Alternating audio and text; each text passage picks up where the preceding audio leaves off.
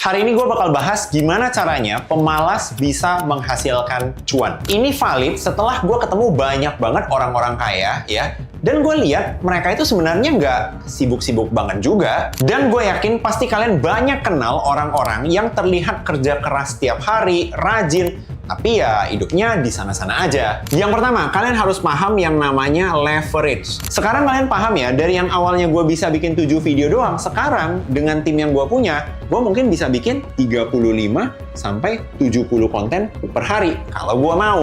Makanya kalian jangan heran kalau konten ini adalah salah satu leverage yang banyak dimanfaatkan orang-orang malas di zaman sekarang, tapi malasnya itu pinter untuk meningkatkan kekayaan mereka di zaman sekarang. Kita masuk ke poin kedua, sumber cuan. Yang kedua, buat kalian yang pemalas, saran dari gua, carilah sumber-sumber cuan ya yang kalian kerjanya satu kali, tapi dibayarnya berkali-kali. Nah, kita akan masuk ke poin ketiga. Sama seperti kalian ya, gue mengira kalau orang itu pemalas, ya dia bakal jadi miskin dan gak akan bisa kaya.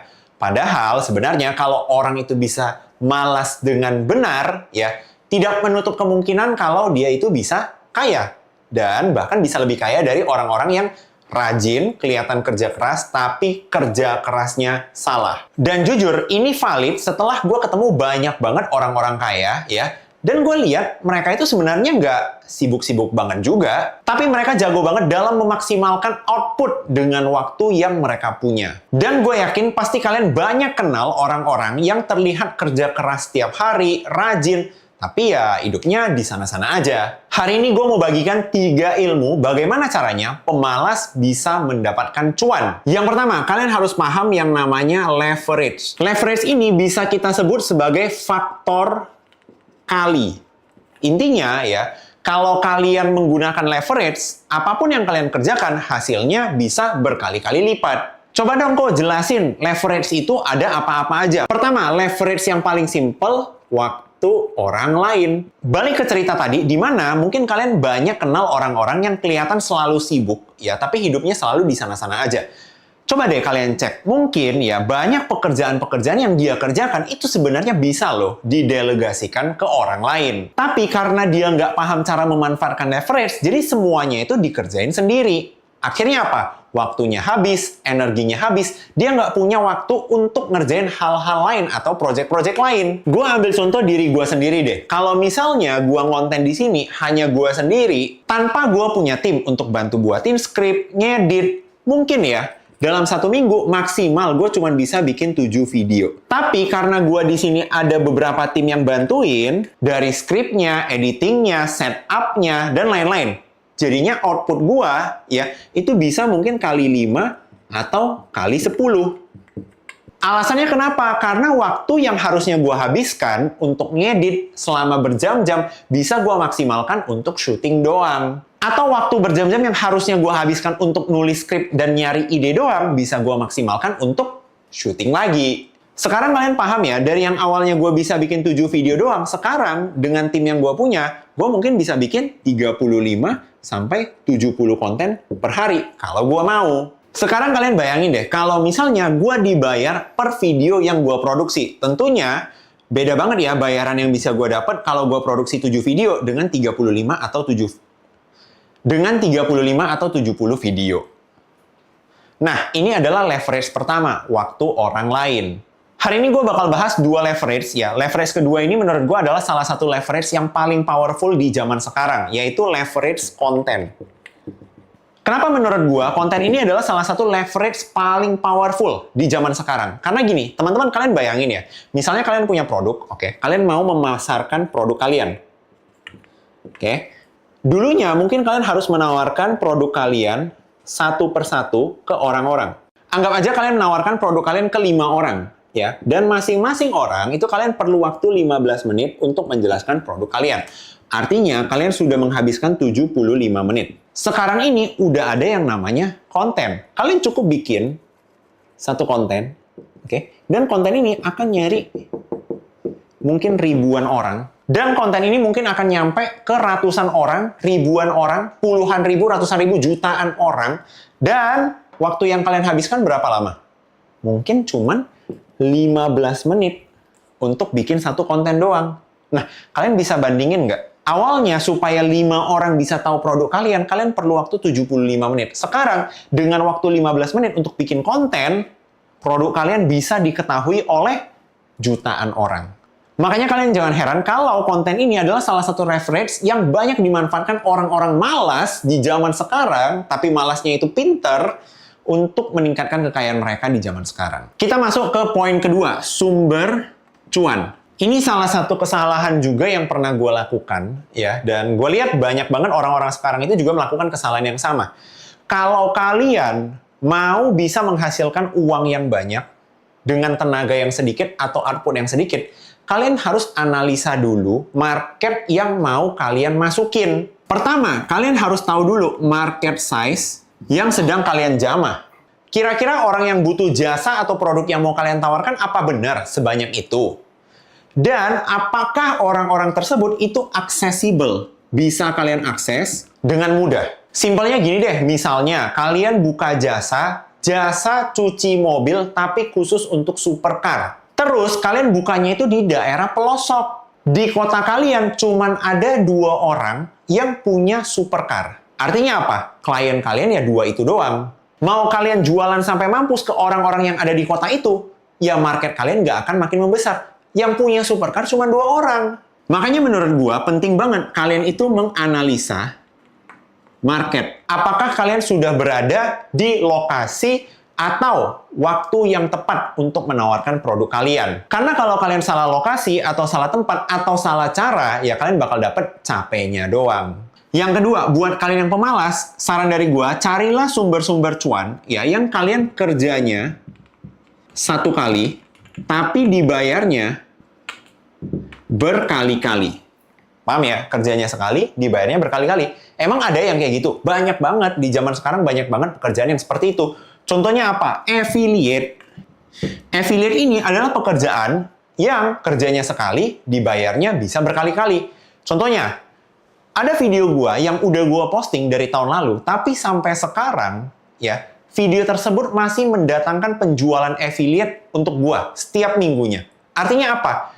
Capeknya gua yang udah gua keluarkan di tahun-tahun lalu, sampai sekarang masih menghasilkan untuk gua. Paham ya? Kerjanya sekali, dibayarnya berkali-kali. Terus yang kedua ada apa lagi? Clipper. Oke. Clipper ini juga kerjanya sekali, dibayarnya bisa berkali-kali. Terutama kalau kalian jadi clipper di Clipo ya. Intinya apa? Jadi, di Clipo itu kita ada sistem di mana setelah kalian kumpulin klip kalian, tiap kali ada penambahan view ke video tersebut, kalian akan dapat bayaran lagi. Simpelnya gini, ketika kalian upload video, videonya itu ada 10.000 view. Oke? Nah, berarti kan kalian dapat bayaran 10.000 misalnya. Besoknya gitu ya, video kalian itu naik jadi 100.000 view. Berarti ada selisih dong 90.000. Nah, di hari ketika video kalian mencapai 100.000 view, 90.000 rupiah ini juga akan masuk ke saldo kalian. Ini yang gue maksud kerjanya sekali, dibayarnya berkali-kali. Nah, kita akan masuk ke poin ketiga, ya. Efisien. Ini adalah satu kata yang paling menjelaskan orang-orang pemalas yang produktif. Orang-orang pemalas yang menurut gue produktif itu sangat menguasai ilmu efisien. Walaupun yang mereka kerjain itu sedikit, tapi impact-nya selalu besar. Karena gue percaya orang yang males itu punya superpower. Apa superpowernya orang-orang males? Bisa memikirkan cara paling gampang untuk ngerjain suatu hal. Karena mereka males. Kalau disuruh ngerjain, capek, mereka nggak mau. Mending mereka mikir, gimana sih cara paling singkat, cara paling gampang supaya kerjaan ini tercapai. Nah, tapi ada juga orang-orang males yang nggak punya superpower ini. Ujung-ujungnya jadi apa? Nggak dikerjain sama sekali. Nah, ini contoh orang-orang males yang udah selesai aja, goodbye gitu ya. Nggak bakal menghasilkan apapun. Tapi orang-orang males yang punya superpower mikirin bagaimana caranya paling efisien mengerjakan suatu tugas, nah biasanya mereka akan jadi orang-orang males yang kaya banget. Pertanyaannya, bagaimana caranya kita itu bisa jadi efisien? Hal paling penting menurut gue ya, yang pertama, kalian itu harus menghindari distraksi. Coba deh kalian pikir kembali ya, dalam satu hari kalian bekerja, sebenarnya berapa jam sih kalian benar-benar melakukan deep work. Apa itu deep work? Deep work itu berarti ketika kalian ngerjain tugas kalian tanpa ada distraksi apapun, kalian fokus benar-benar hanya menyelesaikan tugas itu. Itu namanya deep work. Bisa jadi dari 8 jam kalian kerja, mungkin deep work kalian itu cuma 1 jam. Sisanya ngapain? Sisanya pas kalian ngerjain, ngobrol dulu sama orang di sebelah. Pas lagi kalian kerjain, nunggu dulu order kopi. Pas lagi kalian kerjain tugas kalian, scrolling TikTok dulu. Ujung-ujungnya apa? Waktu yang kalian perlukan untuk ngerjain satu tugas, dari yang awalnya 1 jam bisa selesai, malah jadi 8 jam. Seharian kalian udah hilang. Makanya kalau gue pribadi, paling seneng itu mepetin banyak pekerjaan dalam time frame yang pendek. Supaya apa? Supaya gue bisa menjaga gue sendiri, tetap deep work tanpa ada distraksi. Contohnya, ketika gue bikin video ini, di hari ini kita syuting 4 video YouTube. Artinya apa? Artinya gue udah menjaga diri gue dari distraksi ya selama 3 jam hanya untuk memproduksi 4 konten YouTube. Bisa jadi kalau misalnya gue ngerjain ini dengan ada distraksi gitu ya, gue ngobrol dulu, gue scrolling TikTok dulu, gue ngerjain hal lain dulu, bisa jadi untuk produksi 4 konten ini, gue perlu 4 hari. Nah, karena 4 video ini udah gue produksi dalam waktu 3 jam hari ini, jadinya kan gue punya 3 hari di mana gue bebas melakukan apapun. Gue mau malas-malasan boleh, gue mau stay produktif boleh. Yang penting apa? Outputnya udah ada. Dan yang kedua, menurut gue, kalian juga harus menciptakan reward system. Oke. Nah, simpelnya apa? Misalnya, kalian sudah rencanakan, kalian bakal fokus deep work untuk 1 jam, tidak terganggu apapun.